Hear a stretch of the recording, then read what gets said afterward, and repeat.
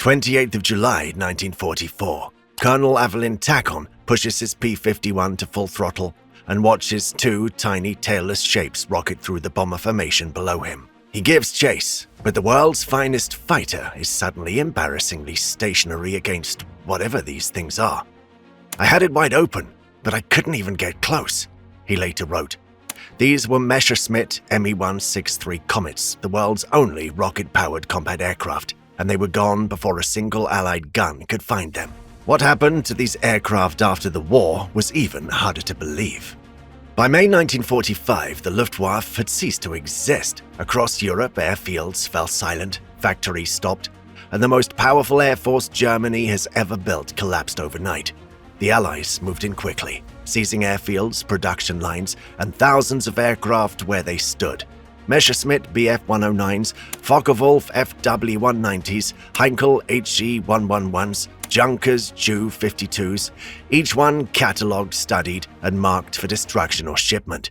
For the Americans, British, and Soviets, this was an intelligence windfall unlike anything the war had produced. But there was one aircraft that stopped them cold. On airfields at Hussan, Brandis, and Bad Schwisteran sat a small, stubby, tailless machine that looked almost too primitive to be dangerous. No conventional undercarriage, no propeller, just a sleek fuselage and a rocket motor that had already proven it could outrun everything the Allies put in the sky. The Messerschmitt Me-163 Comet had reached 596 miles per hour in combat and climbed at 16,000 feet per minute, numbers that no Allied engineer could explain away and no Allied pilot could match. Nothing in any inventory anywhere came close. Allied engineers who walked those flight lines and peered into cockpits found something that didn't fit the world they understood. This wasn't a refinement of existing technology or a faster version of something familiar. It was a different branch of aviation entirely, and every major power on Earth was about to spend the next decade trying to understand what had even been built. What the Allies were really chasing starts earlier than May 1945, and it starts with one man. Dr. Alexander Lippisch had been obsessed with tailless aircraft design since the 1920s, and by 1939 he'd been transferred to Messerschmitt's Augsburg factory with a 12-man team and half a finished airframe. Willy Messerschmitt himself considered the project low priority, giving it a little internal support, which makes what Lippisch produced all the more remarkable. Pairing his radical tailless design with the Walter HWK 109-509 rocket motor, a unit that produced 3,748 pounds of thrust while weighing just 374 pounds, he built something that didn't belong to the same era as everything else flying in 1944. The Comet entered combat with one mission: defend Germany's synthetic fuel works from Allied bombers. On the 24th of August 1944, Feldwebel Siegfried Schubert climbed to 36,000 feet, cut his motor, and glided silently toward a bomber formation before making his pass, scoring 2 confirmed kills in a single flight, the only time any pilot achieved this in an Me-3 163. German chief test pilot Rudolf Opitz said the Comet could fly circles around any other fighter of its time, and in terms of raw speed, he wasn't wrong. But the rocket fuel lasted just 7.5 minutes. The aircraft finished the war with only 9 confirmed kills, and by May 1945, roughly 48 intact Comets sat abandoned across airfields in northern Germany, waiting for whoever arrived first. The Americans moved fastest. Intelligence teams descended on Husam, stripping everything they could find: airframes, engines, blueprints, and propulsion documents, detailing the Walter motor's extraordinary thrust-to-weight ratio. The real breakthrough came in April 1946 at Muroc Dry Lake in California, where Major Gustav Lundquist conducted a series of towed glide flights and captured airframe FE-500, where Dr. Lippisch himself standing on the lakebed answering engineering questions about his own creation in real time for the men now studying it.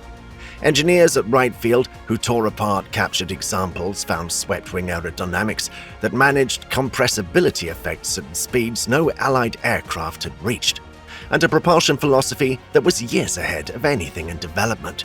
The findings were staggering, but they came with a warning written in the accident reports. The Me-163 had killed more of its own pilots than the enemy ever did.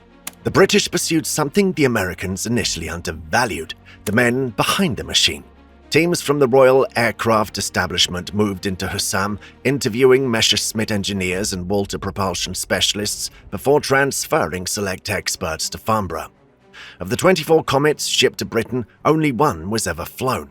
Captain Eric Winkle-Brown, the Royal Navy test pilot assigned to evaluate it, described the experience with characteristic precision. The noise was absolutely thunderous, and it was like being in charge of a runaway train. He reached 32,000 feet in 2 minutes and 45 seconds, and when he landed safely, his German ground crew, who'd quietly asked him to sign a disclaimer before the flight in case he didn't survive, celebrated alongside him. That single detail captures everything strange and remarkable about the post-war Comet story. But the Soviets arrived with a different problem entirely. They captured 2 intact Comets, the sole 2-seater training glider, and the complete blueprints from the Me-263, the planned successor. Their chemical industry couldn't produce the propellants in sufficient quantity for powered flights, so Soviet pilots flew their Comets at unpowered glider tows behind 2 bombers, nicknaming the aircraft the Carp. But Stalin had seen enough. On the 26th of February 1946, he ordered 2 dedicated Soviet rocket fighter programs to begin immediately, and the Comet's influence was about to reach much further than anyone expected. Stalin's response to what his engineers brought back from Hussam was immediate and unambiguous. On the 26th of February 1946, he ordered the Mikoyan-Gurevich Bureau, the design team behind the Soviet Union's most advanced fighter aircraft, to build a direct successor. The result was the MiG-1270, a rocket interceptor that blended Me-163 aerodynamics with the captured Me-263 blueprints. The performance figures were extraordinary on paper. The 1270 could reach 15,000 feet in just 56 seconds and hit a ceiling of 57,751 feet in 4 minutes, numbers that should have made it the most feared interceptor in the world. But the Comet's fatal flaw followed it east without modification. Total powered endurance was just 13 minutes, the corrosive exhaust required full aircraft steam cleaning every 60 days, and there was no recovery procedure for mid-flight engine failure. By 1948, the 1270's speed advantage over the new American P-80C Shooting Star had shrunk to just 21 knots. And Artyom Mikoyan, co-founder of the Bureau and the man who had staked his reputation on the program, quietly killed it. The entire family tree that Lipich had started in a German glider workshop in 1937 ended in a muddy Soviet test field, not in combat, but under the weight of its own contradictions. The Americans drew a different lesson entirely. Where the Soviets tried to replicate the Comet's performance, American engineers used it to understand the physics of extreme speed flight, and then built something better. Dr. Lipich, now working directly with American authorities at Wright Field in Dayton, Ohio, contributed to post-war Delta Wing and high-speed research that fed into Convair's fighter designs through the 1950s. The Bell X-1 program, which broke the sound barrier on 17th of October 1947 with Chuck Yeager at the controls, had been designed in late 1944, while the Comet was still flying combat missions over Germany. American planners already knew that rocket propulsion was the only engine technology capable of pushing an aircraft through Mach 1, and the Walters HWK's thrust data confirmed there was a viable path. The Me-163 didn't just hint at the future. It handed American engineers the data, the hardware, and the designer himself. But the British extracted something quieter but equally significant. The aerodynamic data gathered from towed glide flights at Farnborough mapped the behavior of the tailor-swept configurations entering transonic speeds, territory no Allied aircraft had charted before. Those findings shaped British high-speed research priorities well into the 1950s, feeding into a generation of aircraft that owed more to a stubby German rocket glider than anyone publicly acknowledged. The RAF Museum's own verdict on the Comet is perhaps the most honest assessment anyone has offered. Futile, if ingenious, and courageous. Today, approximately 10 original Me-163 airframes survive in museums worldwide. The Smithsonian holds FE-500, the same airframe Lipich watched being tested at Muroc in 1946, and the RAF's museum Hussam Comet sits in London, silent reminders of the most extraordinary dead end in aviation history.